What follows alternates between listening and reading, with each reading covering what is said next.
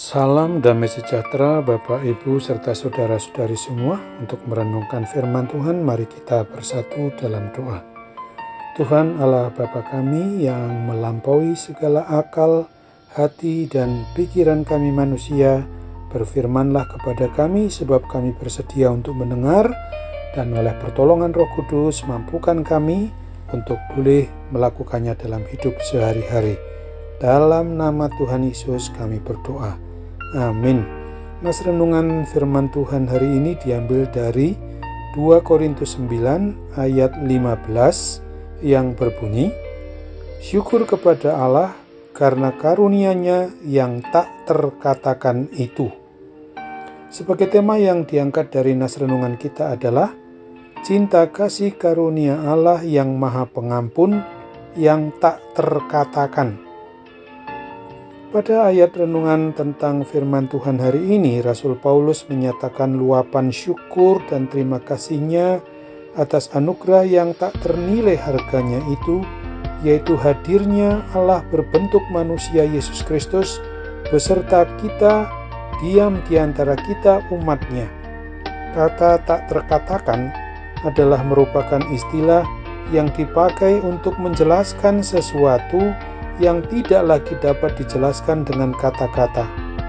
Kalimat ini menyatakan begitu besarnya cinta kasih Allah Bapa dengan mengaruniakan anaknya yang tunggal bagi kita umat manusia. Tuhan Yesus Kristus juga menjelaskan tentang besarnya cinta kasih Allah Bapa kita melalui berbagai cara. Salah satunya adalah melalui perumpamaan domba yang hilang. Dikisahkan sang gembala rela meninggalkan 99 dombanya yang lain demi untuk mencari satu dombanya yang hilang itu. Hal itu berarti bahwa jika kita adalah satu-satunya orang di dunia ini, maka Allah akan tetap mengirim Yesus Kristus penyelamat, Tuhan Allah Bapa dalam wujud manusia untuk menyelamatkan kita dari kuasa dosa dan kematian kekal itu. Sebagai timbal balik sejak awal Tuhan Yesus menghendaki respon atau jawaban umat manusia yang didasari oleh kerelaan untuk mengasihinya dengan segenap hati, seperti dituliskan dalam Ulangan 10 ayat 12 mencatat, maka sekarang, hai orang Israel, apakah yang dimintakan daripadamu oleh Tuhan Allahmu, selain dari takut akan Tuhan Allahmu, hidup menurut segala jalan yang ditunjukkannya, mengasihi Dia, beribadah kepada Tuhan Allahmu dengan segenap hatimu dan dengan segenap jiwamu.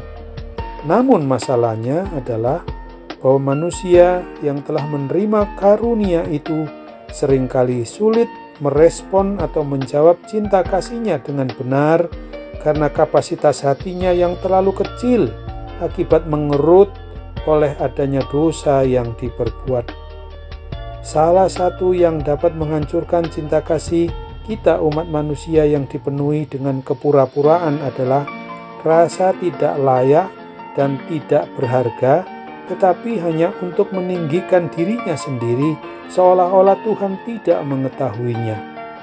Apabila hal itu menghantui kita, maka perlu kita sadari bahwa hanya ada firman Tuhan yang perlu kita ingat, yang disampaikan oleh Rasul Yohanes dalam 1 Yohanes 1 ayat 9 yang berbunyi, jika kita mengakui dosa kita, maka Ia adalah setia dan adil, sehingga Ia akan mengampuni segala dosa kita dan menyucikan kita dari segala kejahatan. Akuilah segala dosa kita di hadapannya dengan tulus dan jujur, sebab Tuhan Yesus secara pasti akan mau menerima dan mengampuni dosa dan kesalahan kita itu secara penuh. Ada seorang penulis cerita pendek yang berdasarkan pada Alkitab yang mengekspresikan realita hidupnya di hadapan Tuhan Yesus dalam suatu untaian kata-katanya berikut ini. Aku berkata, jika Dia tahu, Dia tidak akan menginginkanku. Luka-lukaku tersembunyi di balik wajah yang kukenakan. Tetapi Tuhan Yesus menjawab, "Anakku, luka-lukaku telah menembus lebih jauh ke dalam lubuk hatimu yang sangat dalam sekali. Cinta kasihku padamu itulah yang telah menyebabkannya." Oleh sebab itu, marilah kita tanya kepada diri kita masing-masing. Sudahkah, sedang, dan akankah kita terus mau merespon atau menjawab cinta kasih Tuhan Yesus Kristus itu melalui dan di dalam aktivitas hidup kita sehari-hari? Amin. Mari kita bersatu dalam doa. Tuhan Bapa di sorga yang sungguh mengingatkan kami bahwa Tuhan itu menyatakan diri dalam kasih yang Tuhan curahkan yang begitu besar yang tak terkatakan dengan kata-kata kami. Karena itu biarlah kami selalu merespon, menjawab dalam setiap tingkah laku, sikap dan perbuatan kami sehari-hari di masa yang akan datang, di mana tahun baru 2021 sudah kami masuki di seminggu ini. Kiranya Tuhan mampukan kami untuk berbuat sesuai dengan kehendak-Mu. Kami berdoa juga saat ini bagi setiap orang yang menderita akibat gangguan sakit penyakit apapun juga yang sedang membuat mereka sangat menderita. Juga secara khusus bagi mereka yang mengidap penyakit akibat gangguan pandemi COVID-19.